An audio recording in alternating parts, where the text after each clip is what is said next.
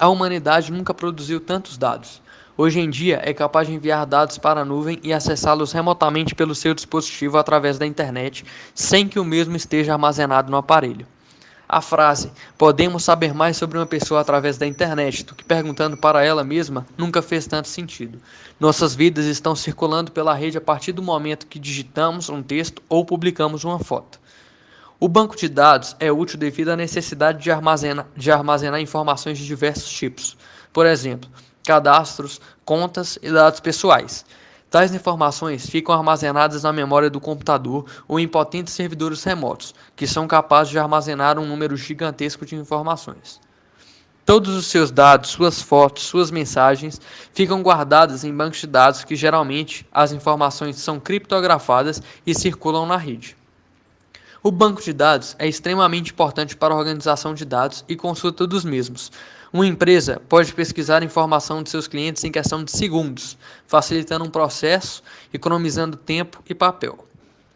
O custo para a hospedagem de servidores de bancos de dados com uma capacidade grande de armazenamento demanda muito dinheiro, sem falar que o mesmo gasta uma quantidade enorme para a energia funcionar. Tais problemas são discutidos dentro do tema de computação verde. Para a criação de um banco é necessária a modelagem de dados. A modelagem conceitual deve ser usada para envolver o cliente, pois o foco é discutir os aspectos do negócio. Os exemplos de modelagem de dados vistos no modelo conceitual são mais fáceis de compreender, já que não há limitações à aplicação da tecnologia específica. O diagrama de entidade de relacionamento e caso de uso são onde deverão ser identificadas todas as entidades e os relacionamentos entre elas. Este diagrama é a chave para a compreensão do modelo conceitual de dados, ou seja, passar e ajudar o cliente na exemplificação do produto que deseja. O modelo lógico já leva em conta algumas limitações e implementa recursos como adequação de padrão e nomenclatura. Define as chaves primárias e estrangeiras, normalização, integridade referencial, entre outras. Para o modelo lógico, deve ser levado em conta os exemplos de modelagem de dados criados no modelo conceitual.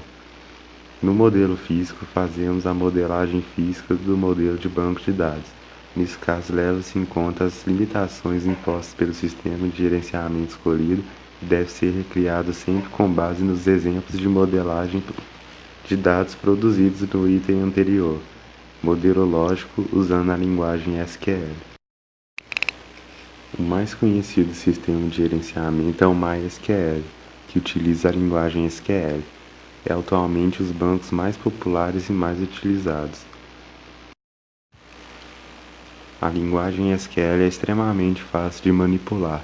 Em um banco de dados simples é necessário ter tabelas com diversos campos que levam o nome de coisas reais, como por exemplo nome, endereço, idade, e deve-se levar em conta o tipo da variável criada, seja ela double, int, varchar, datetime, float, e também deve ter a presença da primary key, que é a chave ou campo obrigatório de uma tabela, que pode ser um ID ou código, e a foreign key, que é utilizada em uma tabela para referenciar uma variável de outra tabela. Alguns elementos importantes do SQL são o auto-incremente, que o banco preenche automaticamente a primary key com números de 1 para cima, o unsigned, que impede que os dados numéricos tenham valor negativo, e as triggers, que é o objeto base que é associado por uma tabela e ativado quando um evento especial acontece em uma tabela. Por exemplo, quando acontece um insert em uma determinada tabela, pode-se desejar que um ou outro registro aconteça. É uma ação realizada em uma tabela caso determinado evento aconteça.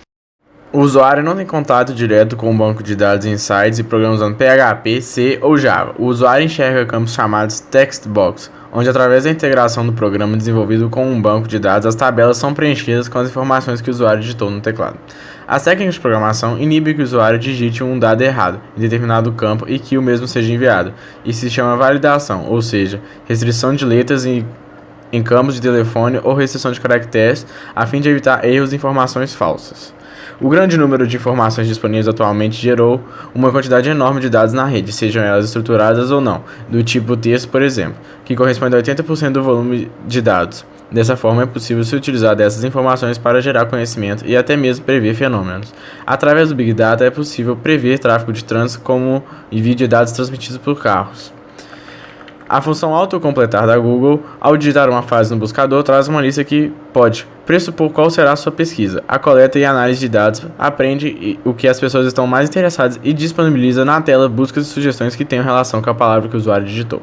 O Facebook, por exemplo, utiliza o Big Data, coletando dados como, por exemplo, onde você estudou, para poder sugerir supostos amigos na rede social, sem falar do reconhecimento facial em fotos, onde as características revelantes do corpo são analisadas em algoritmos que determinam quem é a pessoa em questão.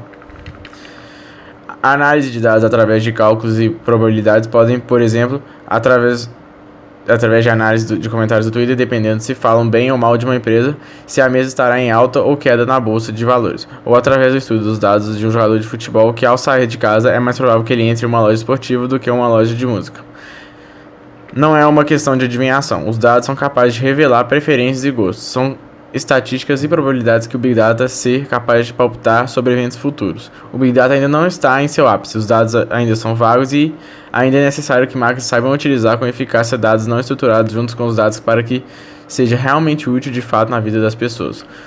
No futuro seja mais fácil graças à internet das coisas, onde qualquer dispositivo poderá receber e transmitir informações. Carros enviando coordenadas geográficas e temperaturas para assim prever o clima e tráfego e empresas enviando automaticamente dados para meios de transporte, como trens ou navios para transportar imediatamente um produto que acabou no estoque, sem a necessidade do homem interferir na tarefa, apenas com troca de dados virtuais.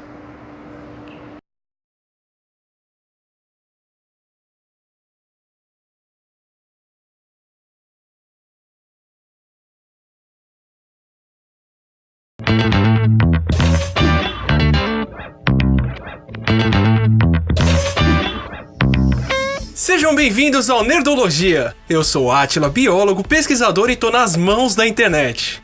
Hoje vamos ver o que os dados têm a dizer sobre você. Imagine que você está construindo uma praça e precisa decidir onde fazer o caminho de concreto por onde as pessoas vão passar sem pisar na grama. Você precisa prever o caminho que elas mais usam. Para isso, pode estudar quais são os prédios mais importantes ao redor da praça, onde as pessoas descem do ônibus, onde tem comércio. Sabendo disso, você traça os trajetos que imagina que serão mais usados e concreta eles.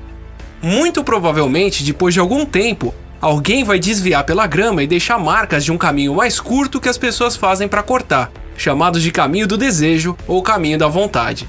Outra forma de resolver seria não construir nada na praça em um primeiro momento, só o gramado, e deixar as pessoas passarem naturalmente por alguns meses. Depois de um tempo, basta ver quais são as partes mais marcadas na grama para se ter uma boa medida do que as pessoas preferem fazer. O que você está fazendo é coletar dados, usar as marcas registradas pela grama para aprender e predizer por onde as pessoas passarão mais. Esse é o melhor caminho para se cimentar, mas temos como saber onde cada um vai. Se você já usou a função autocompletar do Google, você já viu como funciona uma das estratégias de coleta e análise de dados. Por mais que ele não possa prever exatamente o que você vai escrever, o Google usa automaticamente os termos de busca para aprender o que as pessoas estão mais interessadas em saber. Por isso acaba sendo um reflexo até estranho das questões que afligem a humanidade. O segredo está em como coletar um volume enorme de dados, o Big Data. E dados não faltam, compartilhamos o tempo todo o que estamos consumindo, por onde estamos passando, o que assistimos, o que lemos, quem conhecemos, quem você quer conhecer mais de perto, quem você quer que conheça uma parte sua, que jogo estamos vendo, menos quem está compartilhando isso no Google+. A humanidade nunca produziu tantos dados, boa parte deles nos últimos anos. Os mais de 1 bilhão de usuários do Facebook já produziram mais de 300 petabytes de dados. 3 vezes mais informação do que o Data continha. São 300 milhões de fotos subidas diariamente. E já existe capacidade de processamento para mastigar esses dados e saber muita coisa. Através de quem são seus amigos e onde você estudou, o Facebook pode sugerir quem foram seus colegas no colégio. Através de quem aparece nas mesmas fotos que você e com reconhecimento facial, sabe com quem e onde você estava melhor do que sua namorada. E juntando mais dados de interesse do que curtimos, músicas que ouvimos e canais de ciências no YouTube que assistimos, as relações podem ser ainda mais reveladoras. Podemos saber agora que se quem estava andando na praça curte Star Trek, provavelmente estava indo em direção à loja de comics e dificilmente tem um pôster do Justin Bieber em casa. Onde posicionar compras no mercado? Para que adivinhar? Teste diferentes combinações e mantenha as que funcionarem mais. Foi assim que empresas de cereais aprenderam onde colocar embalagem, em prateleiras na altura das crianças, com o personagem olhando nos olhos para aumentar as vendas. Foi treinando seu sistema com padrão de consumo que a rede americana Target descobriu como fazer um teste de gravidez. Usando consumidoras que se identificavam como grávidas e vendo o que elas tinham consumido antes de se declararem, descobriram que certos produtos como loção hidratante eram comprados nos primeiros meses. Foi assim que, segundo a famosa reportagem de Charles Duhigg, a loja descobriu que uma garota estava grávida antes do pai dela. Algumas vezes, as relações podem ser bem inesperadas. Menções de empresas no Twitter combinadas com análise de texto para saber se quem postou estava xingando muito ou elogiando uma empresa, podem predizer quais companhias terão ações na bolsa de valores em alta ou em queda, o que muitos estão usando para planejar investimentos. Claro que isso não precisa ser usado apenas para o consumo. Buscas por termos como febre, dores de cabeça e outros sintomas relacionados à gripe já ajudaram o Google Flu Trends a melhorar a predição de surtos desde 2008. Lojas têm como predizer o que vamos comprar antes mesmo de pensarmos nisso, e o item pode já estar a caminho. Aquela fralda que você não sabia que ia precisar pode vir muito mais rápido se os navios e até trens conversarem automaticamente com as empresas de transporte para avisar que estão a caminho no tempo certo. Ter aviões mandando informações de por onde estão voando e quais as condições climáticas permite voos muito mais seguros e quase independentes dos pilotos. Até seu carro pode transmitir quais são as condições de estrada em que você está dirigindo e acompanhar os dados de GPS de motoristas que ajudam a predizer os horários e locais que estarão mais congestionados. Em parte, é isso que você faz quando usa aplicativos para cortar caminho. Nas palavras de Eric Siegel no completo Predictive Analytics, os dados que nós coletamos atualmente nos permitem ver as coisas que até pouco tempo atrás eram grandes demais para enxergarmos. Não se esqueça de curtir e compartilhar o vídeo, assine o nosso canal pois predizemos muito mais bom conteúdo e até a próxima quinta.